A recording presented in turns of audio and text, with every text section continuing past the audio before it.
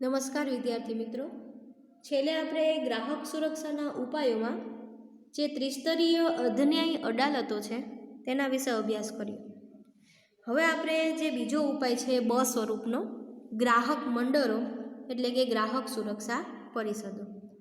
આ અધિનિયમ હેઠળ, અધિનિયમ એટલે કે 1986 યાદ રાખવાનો, આપણે રાષ્ટ્રીય ગ્રાહક જે અધિનિયમ છે સુરક્ષા માટેનો 86નો એ જ યાદ રાખવાનો. એટલે આ અધિનિયમ હેઠળ તાલુકા, જિલ્લા, રાજ્ય તથા રાષ્ટ્રીય કક્ષાએ સરકાર માન્યતા પ્રાપ્ત ગ્રાહક મંડળો સ્થાપવામાં આવ્યા છે. એટલે કે સરકારની મંજૂરી લઈને સરકારે એને માન્યતા આપી હોય તેવા ગ્રાહક મંડળો સ્થાપવામાં આવ્યા છે.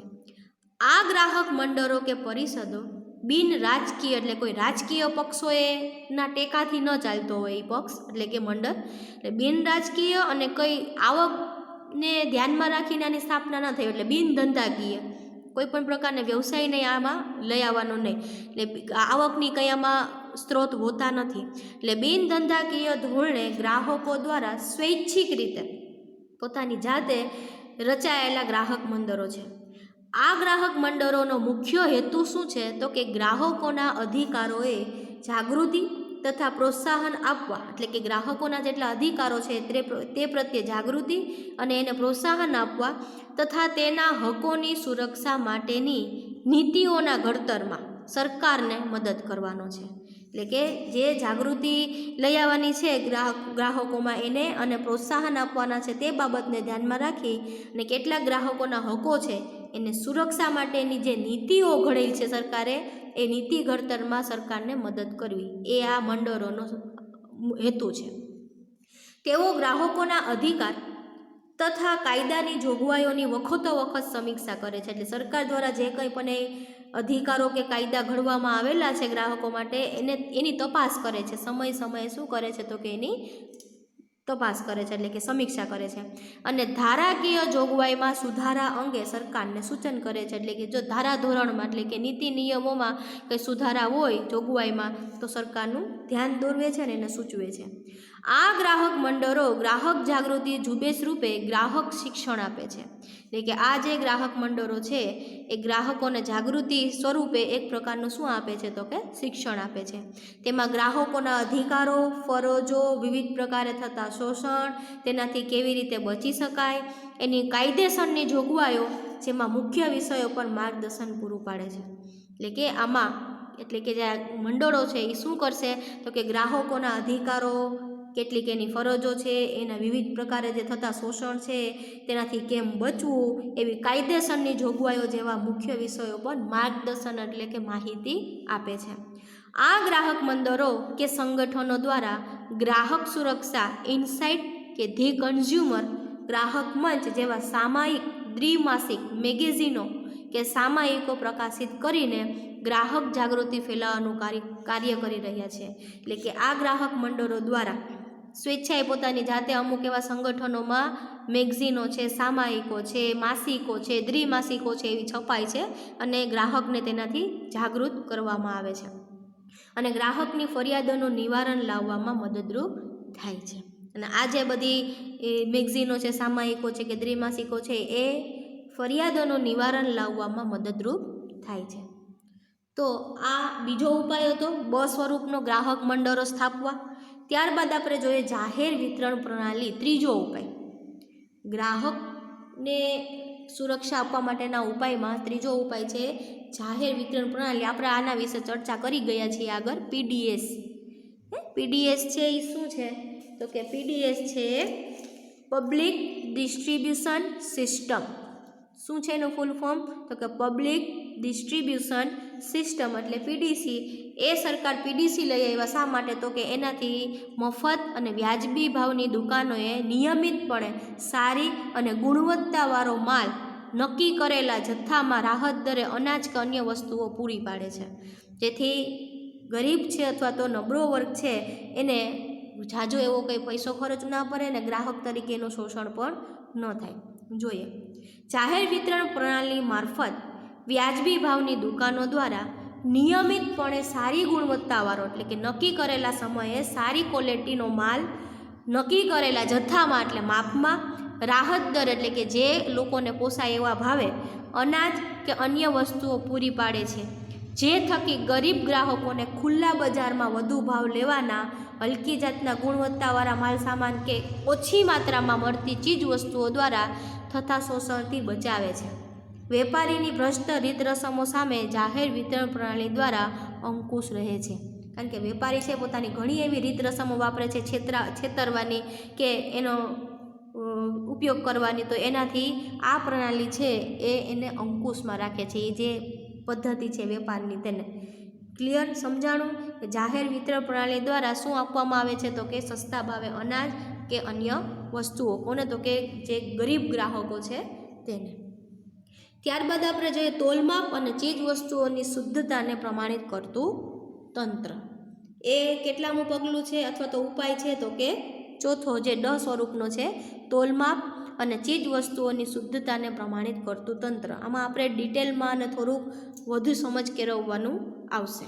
તો જોઈએ ગ્રાહકોના સ્વાસ્થ્ય અને સલામતીના રક્ષણ અર્થે, એટલે કે ગ્રાહકોનું તંદુરસ્ત સ્વાસ્થ્ય રહે એ માટે ને સલામતી મળે એ રક્ષણના અર્થે સરકારે કેટલીક કાયદાકીય સંસ્થાઓની સ્થાપના કરી છે, જે ઉત્પાદકો દ્વારા તૈયાર થયેલ માલસામાન વસ્તુઓની ગુણવત્તા અને શુદ્ધતાની તપાસણી ચકાસણી કરીને તેને પ્રમાણિત કરવાનું કાર્ય કરે છે. એટલે આ સંસ્થાઓ છે જે સ્થાપવામાં આવેલી સ્વાસ્થ્ય અને સલામતીના રક્ષણ માટે, એનું કામ શું છે, તો કે ઉત્પાદકો એટલે વસ્તુને જે ઉત્પાદન કરે છે એ ઉત્પાદકો અથવા તો વિક્રેતાઓ દ્વારા તૈયાર થયેલ જે માલ સામાન છે, વસ્તુઓ છે એ સારી છે, ગુણવત્તાવાળી છે, શુદ્ધ છે, એની તપાસણી અને ચકાસણી કરી અને એને પ્રમાણિત કરે છે. તમે ઘણી વખત વસ્તુના પેકેટ ઉપર જોયું હોય છે ISI, BSI, એગ માર્ક, પછી હુલર માર્ક, આવા ઘણા માર્કાઓ લગાડેલા હોય છે વસ્તુના પેકેટ ઉપર. તો એ માર્કા અથવા તો એ જે નિશાની છે, ચિહ્નો છે, એ શું દર્શાવે છે, તો કે એ પ્રમાણિકતા દર્શાવે છે. કોની, તો કે વસ્તુની. વસ્તુ ગુણવત્તાવાળી છે, શુદ્ધ છે, સારી છે ને તપાસ કરીને બહાર આવેલી છે, ચકાસણી કરીને આવેલી છે, એ માટે એ સિમ્બોલ લગાડવામાં આવે છે. હવે એ દરેક એક પછી એક સિમ્બોલની આપણે માહિતી મેળવવાની છે. આગળ તો ભારત સરકારે ગુણવત્તાનું નિયમન કરવા એટલે ગુણવત્તા ચકાસવા એના નિયમો નક્કી કરવા માટે ઈસવીસન 1947માં આઝાદીમાં આપણે જ્યારે આઝાદી મળી ત્યારે જ 1947માં ઇન્ડિયન સ્ટાન્ડર્ડ ઇન્સ્ટિટ્યૂટ ISI, ખાસ ટીક કરજો હેતુલક્ષીમાં ફરજિયાત પૂછાય છે. ઇન્ડિયન સ્ટાન્ડર્ડ ઇન્સ્ટિટ્યૂટ એટલે ISI નામની સંસ્થા સ્થાપી. જો સંસ્થાનું નામ છે જે પાછળથી ઈસવીસનને 86માં બ્યુરો ઓફ ઇન્ડિયન સ્ટાન્ડર્ડ નામે ઓળખાય. એટલે કે પાછળથી આ સંસ્થાનું નામ ચેન્જ કરી અને બ્યુરો ઓફ ઇન્ડિયન સ્ટાન્ડર્ડ એવું નામ આપવામાં આવ્યું. એટલે જે કામ શું છે એનું, તો કે જે યોગ્ય ગુણવત્તા ધરાવતા વિવિધ ઉત્પાદકોને, એટલે કે સારી ગુણવત્તા ધરાવતા એવા વિવિધ ઉત્પાદકોને ISI માર્કો ઉત્પાદકીય ઉપકરણો પર વાપરવાની છૂટ આપે છે.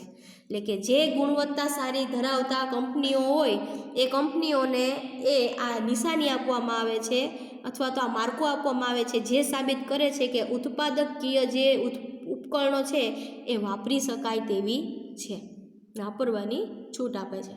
ક્લિયર સમજાણું કે ભારત સરકારે ગુણવત્તાનું નિયમન કરવા માટે કઈ સંસ્થા, ઇન્ડિયન સ્ટાન્ડર્ડ ઇન્સ્ટિટ્યૂટ ISI 1947માં સ્થાપી. ત્યારબાદ એનું નામ ચેન્જ કરી 86માં અને બ્યુરો ઓફ ઇન્ડિયન સ્ટાન્ડર્ડ નામે નવું નામ આપ્યું, એટલે એ નામે ઓળખાણી. શું કામ છે એનું ISIનું, તો કે એ ઉત્પાદકીય જે કંઈ પણ એ સાધનો કે ઉપકરણો છે એને વાપરવાની છૂટ આપતો માર્કો આપે છે ISI. ક્લિયર? તમે જોઈ શકો છો બાજુમાં ISI માર્કો અને પથ પ્રદર્શક એટલે કે BIS સંસ્થાનો માર્કો. જે જો આનું BSI થાય, bureau of Indian standard BIS, એટલે BIS પણ માર્કો મળે છે અને ISIનો માર્કો પણ મળે છે. ત્યારબાદ જોઈએ આપણે એગ માર્ક. બાજુમાં જોઈ શકો છો. ખેતી પર આધારિત ચીજ વસ્તુઓ, વન પેદાશો, બાગાયતી અને પશુ પેદાશોની ગુણવત્તાના માનક એગ માર્ક લગાવવાનો કાયદો ખેતીવાડી ઉત્પન્ન બજાર કાયદો 1973 હતો. એટલે કે આ નવો કાયદો આવ્યો છે કેના માટે? તો કે ખેતી આધારિત કોઈ પણ ચીજ વસ્તુ હોય, ખેતીમાંથી ઉત્પાદિત થયેલી કે વન પેદાશો હોય, જંગલમાંથી વસ્તુ આવી હોય ને એના ઉપર પ્રોસેસ કરીને બનાવી હોય એવી વન પેદાશ, બાગાયતી કે પશુ પેદાશોની બનાવટો હોય તો એની ગુણવત્તા માનક, એટલે કે એ વસ્તુ સારી ગુણવત્તાવાળી છે એવો એગ માર્ક લગાવવામાં આવે છે. કેના દ્વારા? તો કે આ નવો કાયદો હતો ખેતીવાડી ઉત્પન્ન બજાર કાયદો 1973 દ્વારા એગ માર્ક લઈ આવવામાં આવ્યો. ભારત સરકારના ડિપાર્ટમેન્ટ ઓફ માર્કેટિંગ ઇન્ટેલિજન્સ સંસ્થા DMI, શું નામ છે? ડિપાર્ટમેન્ટ ઓફ માર્કેટિંગ ઇન્ટેલિજન્સ સંસ્થા DMI દ્વારા એગ માર્ક વાપરવાનો પરવાનો આપવામાં આવે છે. આ ટીક કરજો કે એગ માર્ક વાપરવાનો પરવાનગી અથવા તો પરવાનો કોણ આપે છે? તો કે DMI, એટલે ડિપાર્ટમેન્ટ ઓફ માર્કેટિંગ ઇન્ટેલિજન્સ, એટલે કે બજારને ધ્યાનમાં રાખીને સંસ્થા છે જે છૂટ આપે છે એગ માર્ક વાપરવાની. કેવી વસ્તુ ઉપર? ખેતી આધારિત વસ્તુઓ, વન પેદાશો, બાગાયતી કે પશુ પેદાશોની વસ્તુ ઉપર. જો ગ્રાહકને માર્કા સંબંધી શંકા જાગે તો તે BISના નજીકના પ્રાદેશિક કાર્યાલયમાં ફરિયાદ કરી શકે છે. એને એવું લાગે કે ડુપ્લિકેટ માર્કો છે કે ભૂલવાળો માર્કો છે કે કંઈ પણ ડાઉટફુલ લાગે તો તમે BIS, એટલે કે બ્યુરો ઓફ ઇન્ડિયન સ્ટાન્ડર્ડની બાજુની જે કાર્યાલય હોય આપણા પ્રદેશમાં ત્યાં ફરિયાદ કરી શકો છો. ત્યારબાદ આપણે જોવાનું છે સોનાના દાગીના ખરીદતી વખતે ધ્યાને લેવાના ચિહ્નો. એટલે કે આ ઉપરાંત સોનાના દાગીનાની ખરીદી વખતે પણ BIS માર્કાની સાથે સોનાની શુદ્ધતાનો નંબર, દાખલા તરીકે 916, એટલે કે 22 કેરેટ સોનાની શુદ્ધતા દર્શાવતો માર્કો છે. હોલમાર્ક કેન્દ્રનો લોગો, એટલે કે જે દુકાનેથી તમે લીધું હોય કેન્દ્રનો લોગો, જે તે વર્ષમાં હોલમાર્કિંગ થયું હોય તે વર્ષનું ચિહ્ન. જ્વેલર્સ છે એટલે જે લગાડેલો હોય છે, અને જે વર્ષમાં હોલમાર્કિંગ એટલે કે આને પ્રમાણિત કરેલું હોય એ વર્ષ હોય એમાં લખેલું, એ બધું એમાં જોઈ અને પછી જ વિક્રેતાઓનો પાસેથી આનો ઉપયોગ અથવા તો આની ખરીદી કરવી. એટલે જોઈએ આપણે પાછું ફરીથી 916 દાખલા તરીકે, એટલે કે 22 કેરેટ શુદ્ધ છે સોનું એવું દર્શાવે છે. સાથે હોલમાર્ક પણ કરેલું હોય. જે શું છે? તો કે કેન્દ્રએ આપેલો લોગો છે, જે જ્વેલર્સનો, જે તે વર્ષમાં હોલમાર્કિંગ થયું હોય તે વર્ષનું ચિહ્ન, દાખલા તરીકે જે એટલે 2008. જ્વેલરી બનાવનાર અને વિક્રેતાઓનો લોગો શુદ્ધતા અને ગુણવત્તાની ગેરંટી આપે છે. સાથે જે જ્વેલરી બનાવે છે જેની એ દુકાન છે એ દુકાનદારનો પણ અમુક લોગો હોય છે, એ પણ એમાં હોવો જોઈએ. આટલી વસ્તુ આપણે સોનું ખરીદતી વખતે ધ્યાન રાખવી જોઈએ. એક 916 નંબર, 22 કેરેટ શુદ્ધતાનો, પછી કેન્દ્ર લોગો જે તે વર્ષમાં બન્યું હોય વર્ષ, અને દુકાનદારની જે લોગો બનાવેલો હોય એ લોગો જોવાનો. આમ સોનું ખરીદતી વખતે આપણે આટલી બાબતો ધ્યાનમાં રાખવી જોઈએ ને માર્કાઓ છે જોવા જોઈએ. FPOનું શું ફૂલ ફોર્મ છે? તો કે ફૂડ પ્રોડક્ટ ઓર્ડર, એટલે કે FPOનો માર્કો કેના ઉપર લગાડવામાં આવે છે? તો કે જામ, ફ્રૂટ, જ્યુસ, કન કે ટીનના પેક કરેલા ફળો કે શાકભાજીના ઉત્પાદક વસ્તુ પર લગાવવામાં આવે છે. એટલે કે FPO છે એ માર્કો કેના ઉપર લગાડવામાં આવે? ખાસ ટીક કરજો, FPO, ફૂડ પ્રોડક્ટ ઓર્ડર, એટલે કે જે જામ બનેલા હોય ફ્રૂટમાંથી, ફ્રૂટની અન્ય વસ્તુ હોય, જ્યુસ હોય, કન હોય, ટીનમાં ખબર ઘણી વખત જ્યુસ એવા બનેલા હોય, ટીનના એવા નાના એવા પેકેટો આવતા હોય એમાં, કે કેન હોય, એમાં ફળો અને શાકભાજીના ઉત્પાદક વસ્તુ પર લગાડવામાં આવે છે. એટલે પેકિંગ કરેલી જે જામ છે, ફ્રૂટ છે, એના ઉપર F ઉપરથી જ ખબર પડી જાય. ફૂડ ખાવા માટેની જે કંઈ બધી વસ્તુ છે ફ્રૂટની બનેલી કે શાકભાજીની, એના ઉપર લગાડવામાં FPO આવે છે. ક્લિયર? હજી આપણે આમાં ઘણું સમજવાનું બાકી છે, પરંતુ આપણે આવતા વિડીયોમાં જોશું.